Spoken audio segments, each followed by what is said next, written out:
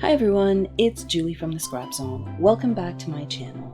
Today I'm sharing with you this beautiful Serenity Scrapbooking workshop. I've reimagined it with a few Cricut cuts and turned it into beautiful winter scenes. But first I want to share with you a little housekeeping if you want. A lot of people have been asking me, how do I access the description box below? Well, here's a few tips. First, you need to click on that small little arrow from your mobile device. It will open up the description box. In there, there's tons of great information. For my videos, because they tend to be on the long side, I separate them out between cards and between layouts so that you can move quickly in the video in the section that you want to see. You'll also see the supply list, how to sign up to be a VIP, my affiliate links. You'll also find the link to the workshop guide. Lots and lots of great information in here. So I thought I would take a moment to show you where to get this information. Don't forget to click that little arrow right from your mobile device. Let's take a look at how layout 1 comes together. I've added Cricut cuts. Here I'm showing you that I've got 3 thickness of cardstock on this title. And then I did bring in this retired embossing folder with the snowflakes. I'm sure you have something in your stash. If not, you can use the one that's recommended for this workshop. It's actually very pretty. But I did bring in foil. I brought in some glitter paper. Of course, we hollow out the center because we don't want to waste any of that.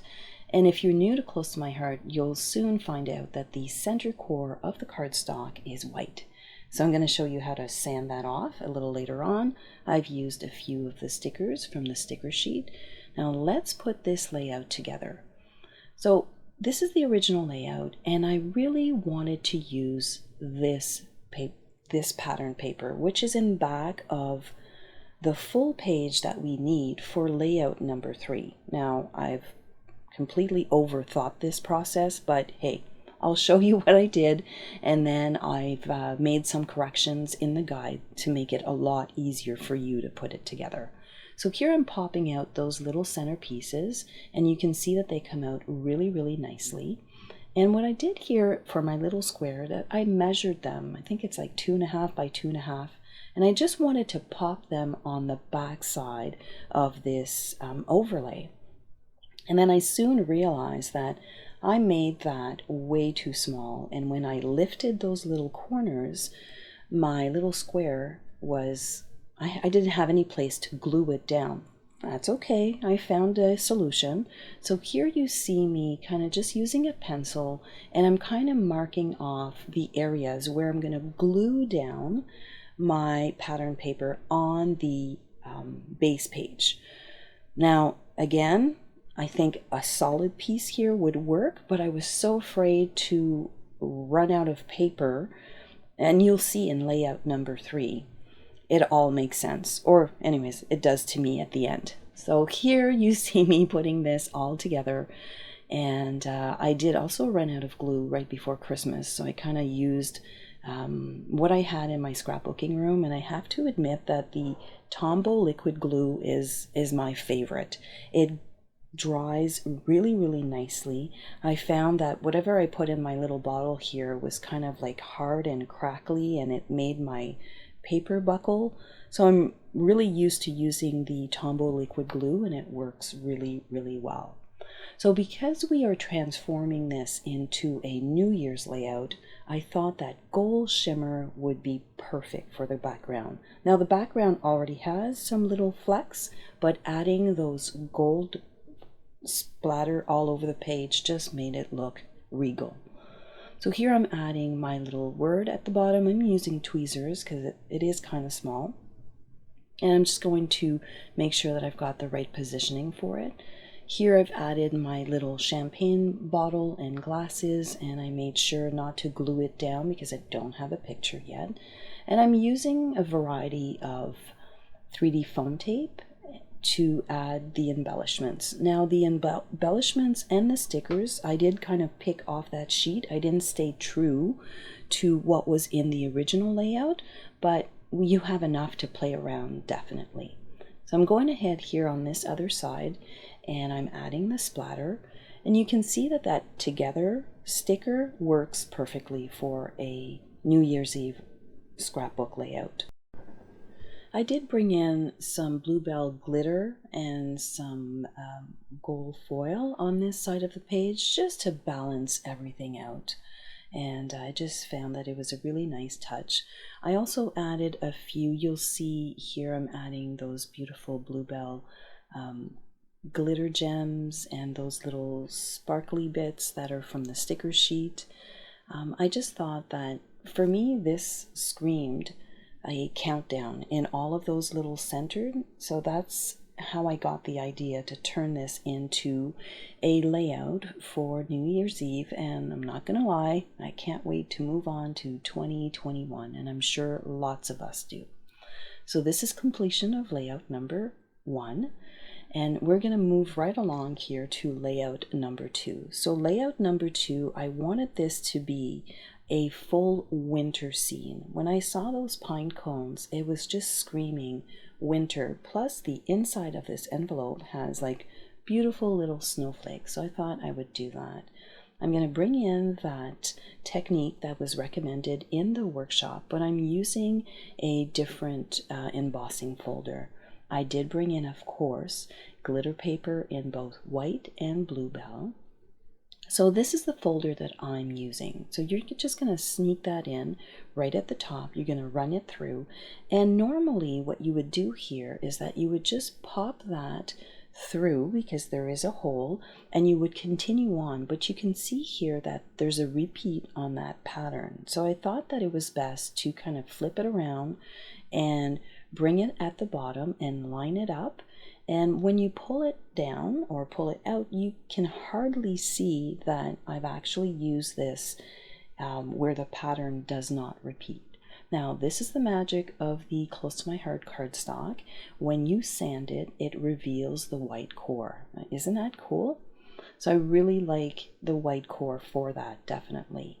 So here I'm going to bring in more splatters, of course, and I'm using the Sapphire shimmer brush here, and I'm just kind of going around. And then here I had a squirrel moment I thought I'd share with you. I was cleaning up my surface and I thought, oh, this would make a really neat pattern for a card.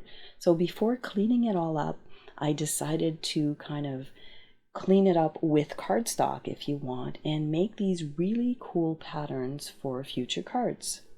All right, the squirrel moment is over. I'm going back to the layout. I thought you'd enjoy that. So here I'm showing you that I'm going to fold this envelope, and this is part of the kit, and it's really, really pretty. But when I started laying down my pieces, now I've got the snowflakes that are embossed, I've got these pretty snowflakes that are cut out of Cricut, I've got those pine cones. It started to get really busy because this page is busy. There's a lot going on with this page already. So I thought, you know what, let's flip this over. And that's the beauty of having double-sided pattern paper. You can flip it. And you'll see here that I've gone ahead and I've kind of fussed around and I've placed all of my pieces. They're all dry fitted. So we're going to start putting this layout together. Now, the best way to put these layouts together is to kind of make sure you have enough room on your page. So I'm going to move my little clusters on the side, and then I'm going to start gluing them down. Oh, these little pieces, you're probably going to say, where do they come from? They come from the inside of those snowflakes. So I do use all of the little bits and pieces. And here, these little branches, I use the beautiful Sapphire brush, and it just looks really, really pretty. It looks like a glistening of snow on top of those little branches.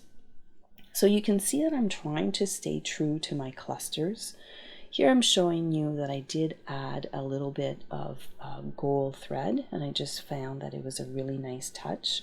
So the first thing you want to do is put all of your bigger elements. Now that envelope is quite big, that 4x6 picture, and then you've got those little tabs at the top and your snowflake at the bottom. So you just want to make sure that you're giving yourself enough room. Now you're probably wondering, how are you going to remember to put those clusters back the way they were? Now, here's a pro tip. Take a picture of your layout when you're happy with your clusters, and then you can refer back to it. So I did take a picture of my 2 double page layouts, and I'm kind of looking at it just so that I can refer back to how did I put my clusters together, because I did fuss with those quite a bit. So I start with the snowflakes. I use 3D foam tape, the large one, and then I start building from the back. So I'm adding the leaves, the little branches, and I finish off with the little berries that are done in gold foil.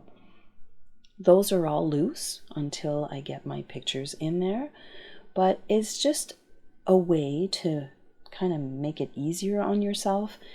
When I do these layouts, I don't have a picture to refer to because I'm creating the layout. So sometimes it's just easier for me to kind of play around with it and look at my pages. I always bring my double pages together because I want to make sure I have a nice flow of all of my clusters. If you work one page at a time, you might end up placing things where you didn't really want them to go. So always double check both pages when you're doing your clusters just to make sure you have an even flow on your layout. So let's continue on and add those little berries. You can see that those are the last ones that I put together with the cluster. And I'm going to show you here how I added the thread to those little toppers. So I basically did a piece of gold thread. I kind of folded in 4 because the gold thread is kind of thin. So I'm just going to pop that through the back, and I'm going to cut the top off, and then I wrap another piece, now a separate piece around that, and I create a little bow. I'm not the best person to make bows, and I tend to use longer strands, but I get it done at the end. So I just kind of wrap that around the top. And you can see that just by adding a few little additional touches to those tags, they look really, really pretty. So we're almost done here with layout number 2, and I'm really happy how this turned out. This is really a winter wonder scene, definitely. I can't wait to add pictures to these layouts right here. So we're going to move right along to layout number 3, and layout number 3 was kind of like the showcase for this workshop, and it was really, really pretty. So you end up with 2 of these sheets, and I've gone ahead and I've cut these, and I thought maybe I'd share a tip with you. So I didn't cut this one in half. I wanted to emboss it in its full form. So you'll have 2 of these sheets. So you start off by cutting that sheet at 6 inches. So let's just go through this quickly. So you're going to place that in your paper trimmer, and you're going to cut that right in the center, and then you're going to cut all of those sections. You're going to separate all of those sections off. So that's pretty quickly. The next step here is that once you have them all cut, you're going to cut this on a diagonal. Now, it probably doesn't make a difference for this layout because the tips are going to be hidden, but I just wanted to share this with you. So when you place this in your paper trimmer, you're going to go top and bottom, but if you were to bring your blade down at that tip, you would actually kind of ruin it. So I kind of place my blade in the middle of that piece, and I kind of run it up and down. So here, of course, I decided to use a different color. I wasn't sure if the Belle was going to show up as much, so I decided to bring in Sapphire. So I did cut an extra piece of cardstock just to show you here because I didn't want to waste that paper that came with. And I thought, wow, that looks really pretty. I guess I just like the darker tones, but you do see some of the white core. Now, sometimes you like to see the white core and sometimes you don't. So here I'm gently rubbing on top, and it's only going to go on the raised portion of the embossed piece. Now, I really, really like how that turned out. So I thought, okay, let's try it with the original color, which is Belle, and it does look really pretty. But if you don't want to see the white core from the embossing folder, gently rub the ink pad right on top and you get this really cool effect. Now the Bluebell is really pretty, but I think I'm really liking the Sapphire. So I think I'm going to pick the Sapphire. So here you can see the differences, and I kind of looked at both of them on all of the pieces of pattern papers that I had, and I really like the Sapphire. So I've gone ahead and I've done them. Here you will see on those two pieces, and I didn't rub it right on top right away, so you see 3 different examples. So pick the one that you prefer and just go with it.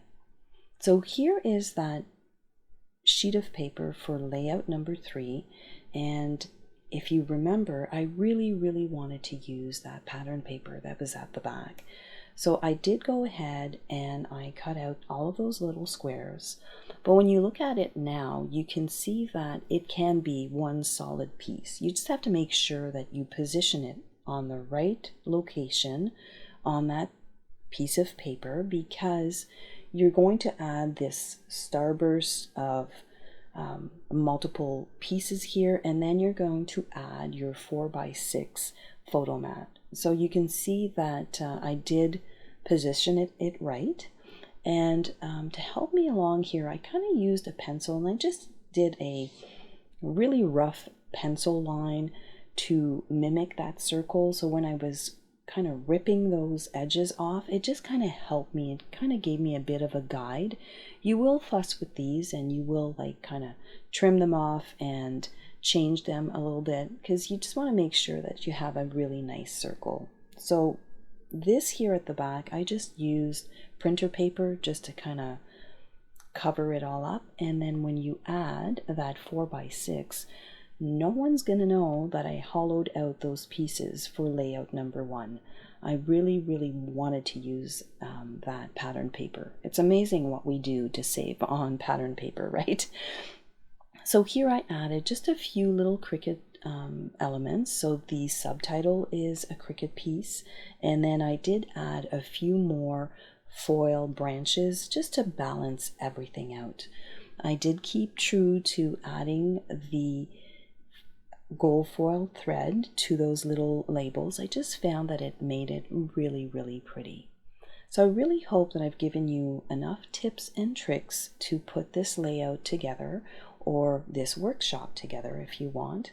So this is, pretty much the completion of layout number 3, and I really like the addition of that little subtitle and a little bit more gold. The gold against that sapphire paper is just stunning. So if you're new to my channel, don't forget to subscribe, and I'm going to add a few videos here that you might be interested in. Have yourself a wonderful day. Catch you in the next video.